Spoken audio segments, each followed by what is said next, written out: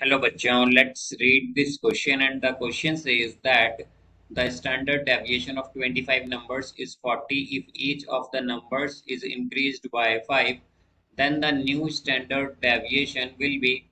Now let's see the options. Option A 40, option B 45, option C 40 plus 21 by 25 and option D none of these. तो आइए अब इस question को यहाँ पर हम सॉल्व कर लेते हैं। इस क्वेश्चन में हमसे कहा गया है कि जो स्टैंडर्ड डेविएशन है 25 नंबर्स का वो है 40, और अगर हर एक नंबर को इंक्रीज किया जाए 5 से तो हमें बताना है कि न्यू स्टैंडर्ड डेविएशन क्या होगा। तो यहाँ पर हम की कॉन्सेप्ट यूज करेंगे, concept that standard deviation is independent independent from change of origin, change of origin. तो हमारे पास क्या होता है कि जो स्टैंडर्ड डेविएशन होता है ये इंडिपेंडेंट होता है चेंज ऑफ ऑरिजिन से। तो चेंज ऑफ ऑरिजिन का मतलब क्या है कि लेट सपोज हमारे पास स्टैंडर्ड डेविएशन अगर हम लें, स्टैंडर्ड डेविएशन को हम रिप्रेजेंट करते हैं सिग्मा से। तो हमारे पास अगर a प्लस बी एक्स आई हो, तो यहाँ पर एक्स आई क्या है, हमारी ऑब्जर्वेशन है, और इनमें हमने क्या किया है कि a तो ऐड किया है और बी क्या किया है, मल्टीप्लाई किया है हर एक ऑब्जर्वेशन में। तो हमारे पास जो स्टैंडर्ड डेविएशन होता है ये इक्वल होता है mod b into sigma x i के। यहाँ पर सिग्मा एक्स आई बेसिकली हमारे पास standard deviation of x i है, और ये क्या है, ये मॉड बी का मतलब है कि हमने जो बी मल्टीप्लाई किया था हर एक ऑब्जर्वेशन में वो यहाँ पर मल्टीप्लाई हो जाएगा।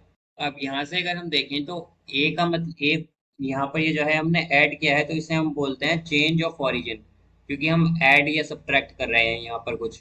और बी क्या है, बी यहाँ पर चेंज ऑफ स्केल, बिकॉज हम क्या कर रहे हैं, कोई भी नंबर मल्टीप्लाई या डिवाइड कर रहे हैं ऑब्जर्वेशन में, तो ये चेंज ऑफ स्केल है।